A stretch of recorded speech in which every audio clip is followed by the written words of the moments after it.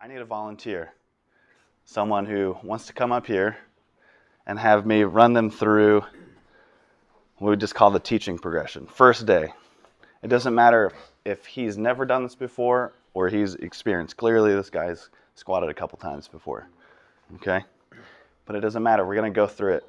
I'm gonna go through it one time, kind of slow. I might stop and explain things to them. And then if they wanna see it, we can go through it in like regular speed, okay? And hopefully, not only will it help you guys squat in general today, later on, but you'll also be able to have kind of a script in your mind to help your friends squat better, to help your cousin or your nephew or your mom squat better, okay? Cool? Okay. All right, I want you to stand right here in front of me and just mirror how I'm standing, about shoulder width apart, a little bit wider. There you go. And point those toes about 30 degrees out, so bump it up. There you go. Right there. All right. Cool. Place your hands together like this and put your eyes on the floor about 4 feet in front of you. Keep your eyes down on the floor the whole time you're squatting. I might have to remind you of that a few times if you're not used to it. Sure. Okay, when I say squat, you're going to squat down and use your elbows to shove your knees out. Okay, keep your eyes on the floor. Squat. Good. Yeah, I want you to notice a few things. First, your thighs are going in line with your feet. Yeah, they're tracking the feet. And your hip joint is just slightly below your knee. It actually doesn't need to be any lower than that. This is a good amount of depth. Yep. Okay. Your back angle is not vertical. You are leaning over. Okay. I want you to shove that chest out a little bit and tighten up your upper back. There you go. Nice. Good extension. See these wrinkles in his shirt? This is good back extension. Go ahead and round over a little bit. Yeah, this is bad. This is a flexed back. Go ahead and extend it. Good. Okay. Feel the weight evenly distributed across your whole foot. Center it right there in the middle of your foot. We talk about midfoot a lot. This is the middle of your foot, by the way. A lot of people think midfoot here. Are you getting tired yet? No, I'm good. Okay. Eyes are still on the floor. Very important to remember that you are not vertical. You're not straight up and down. Your back angle is actually like this. Okay. When you stand up, drive these up first. Up. Not bad. If you could just fuck that up a little bit more so I have more things to coach. Okay. No, I'm good. Okay. Go ahead and squat down again for me. Use your knees use your elbows to shove your knees out. Good. Extend that up a little bit more. Get more wrinkles in your shirt. Good. Feel balanced. Okay. Now, if someone's having a hard time learning hip drive, you can block their hips. So I just want you to drive into my hands for me. Up. Push. Come on. There you go. Go ahead and try that again. I'm the barbell, okay? You're putting the force of the barbell here. You're not squatting with your knees, you're squatting with your hips. So let's drive those hips. Here's the barbell. Push. Come on. All the way up. Try it again. Don't think about trying to stand up. Don't lift your chest, okay? Nice tight back. Just drive this all the way up until you're just accidentally standing up straight. There you go. All the way up. All the way up. All right. Now, sometimes you might have to block someone's shoulders too. So he's getting about 3/4 of the way up and he doesn't really know where to go yet because you're probably not thinking about hip drive every time you're squatting, right? You're more of a knee squatter. Go ahead and squat all the way down.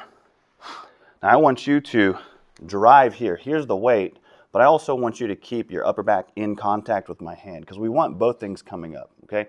Driving on my hips. Go. There you go. Good. Off balance a little bit, and that's okay. We'll fix that. So the center of someone's mass, go ahead and face this way. Without being weighted, the center of his mass is right here, right above the pelvis. But as we put the barbell on the back and it gets heavier and heavier and heavier, the center of mass actually becomes the barbell, obviously, right? When it's 135, center of mass might be here. And then once it's 405, it's actually the bar. So one of the things that we talk about a lot is midfoot and keeping the bar balanced over the middle of the foot. So you'll see someone who's low bar squatting, which is the kind of squat we use because it fits all of our exercise criteria better than all the other squats. you're going to notice that when you're warming up, maybe doing an air squat, an empty bar squat, 135, you're not actually able to really keep the barbell directly over the middle of the foot. But the heavier it gets, the more important that becomes.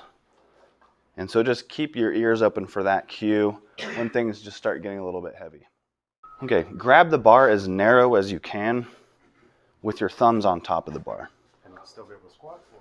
Yep. As narrow as you can. So if you have really tight shoulders, you're going to need to bring it out, okay? Now, I promised you that nothing would be left up to guesswork, okay? Even where we place the bar, it's not whatever we feel like, especially for the low bar position. There's this ridge on the top of your shoulder blade called the spine of your scapula.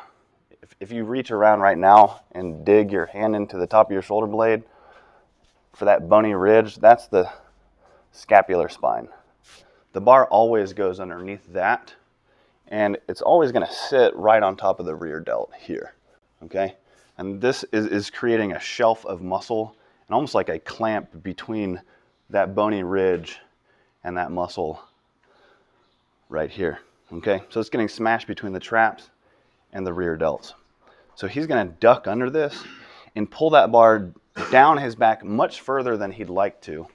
Right there's good. Right back up here on top of your delts. Yep. Easy to find on this guy. But when you're training your 80-year-old, it's going to be kind of difficult. All right? We're not going to stand up yet. Can you get any more straightness out of your wrists? Now, you're going to see this a lot. Yep. It's going to take him some time to develop that mobility, but it can happen. It's not that his wrists are immobile, it's mostly in his chest. But we're going to just deal with it today. Okay? Now, come down a little bit. Smash this bar into the uprights so that you can build tension. Yep. Kind of lean into it. Good deal. All right. Now I want you to walk your feet all the way underneath the bar. So how you work, there you go.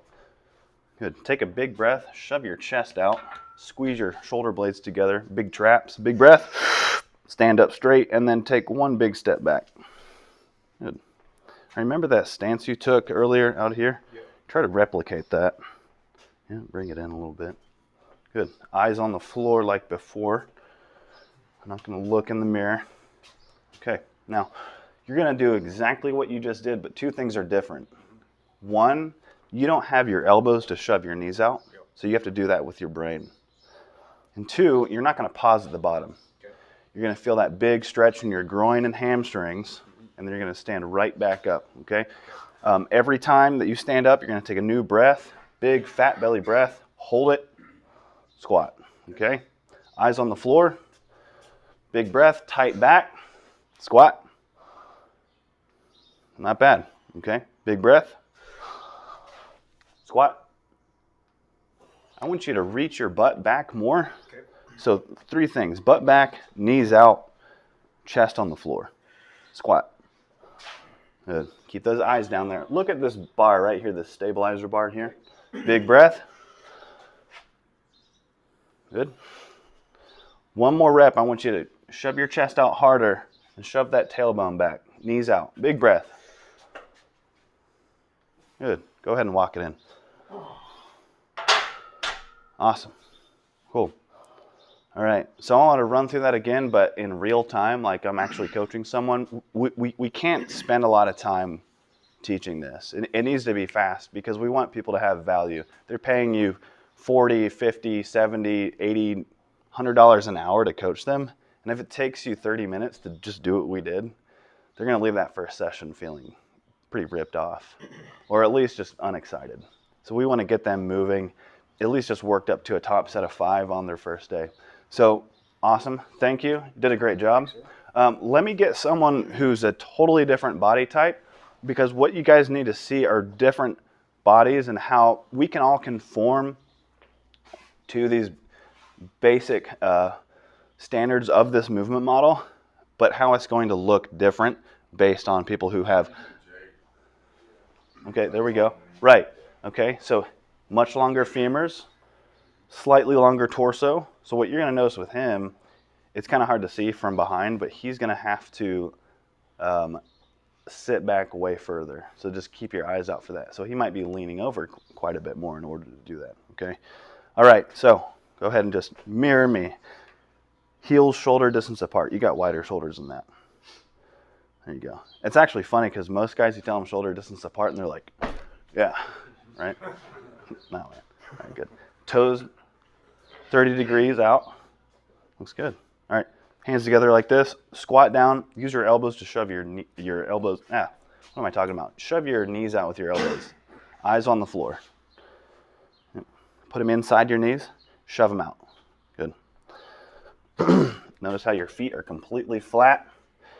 Find that midfoot right there in the middle of your foot. Shove your knees out. Notice how your thighs are going in line with your toes. Notice how his hip crease is lower than his knees. This is a very good thing to look at, especially when you're coaching. You don't really have a lot of time to check someone's form mid-squat. So hip crease lower than the top of the knee is great, okay? Again, if we go too low, he just got loose in his hamstrings, lower back. Now we're violating exercise criteria number 1. Cool. Shove those knees out. Come up a little bit. Down. Right there. Perfect depth. Chest out. Upper back tight. Squeeze. Create some wrinkles here. You see that? Good. All right. Use this to stand up. All the way up. Perfect. Good. I'm going to block his hips so he can feel that a little bit better. Come up just a little bit. Shove your knees out. Harder with your elbows. Shove them out. There you go. Press into my hands. There you go. I want to show you guys one more thing. The reason why we look down on the floor. Go ahead and squat down. Okay, look all the way up as high as you can. Now drive into my hands. What happened there, right? Which one's better, you think? Let's try looking at the floor. I am the barbell. Here's where the weight is going to be, okay? Push into my hands. Yeah, a little bit less retarded, right? It has mostly to do with a fancy word called proprioception. So that's just like your brain's ability to figure out where the fuck it is in time and space, right? So keep looking at that floor, especially when you're trying to do things like a low bar squat. Cool? All right, hands on the bar. Now we want to, I have a feeling he's going to be a little bit more mobile than this big motherfucker here.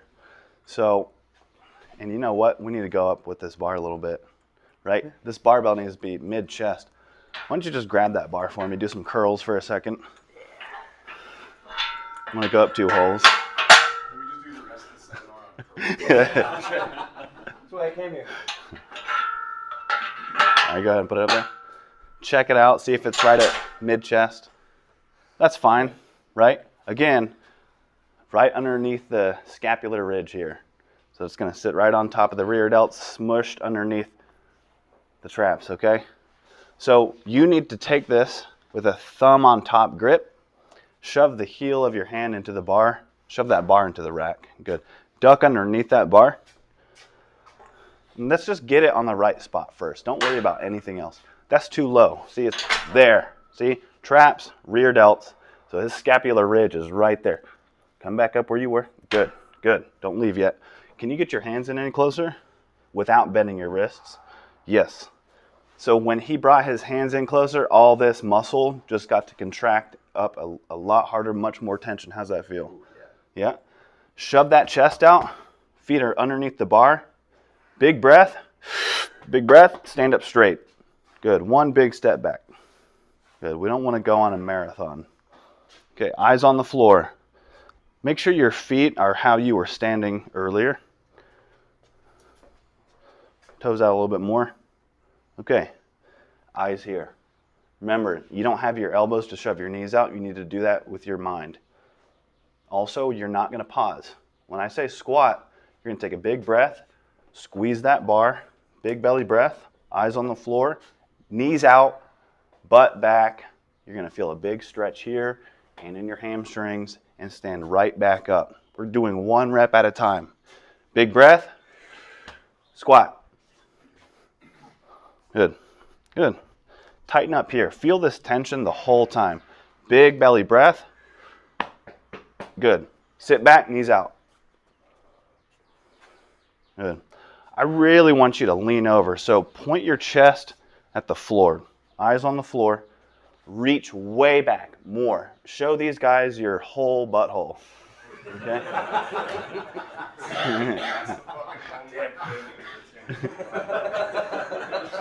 Okay? Remember, butt back, knees out, chest to the floor. Big breath. Squat. Think about leaning back, reaching your ass back more than anything else. Don't worry about your knees. All they're doing is getting shoved out. Big breath, big chest, tighten up. Reach back. There you go. Good. Now shove your knees out at the same time. Okay? Big knees. Ready? Big breath. Knees out. Up. Good. Let's do one more. One more. Big breath. All the way out. Up. Good. Good. Go ahead and rack it.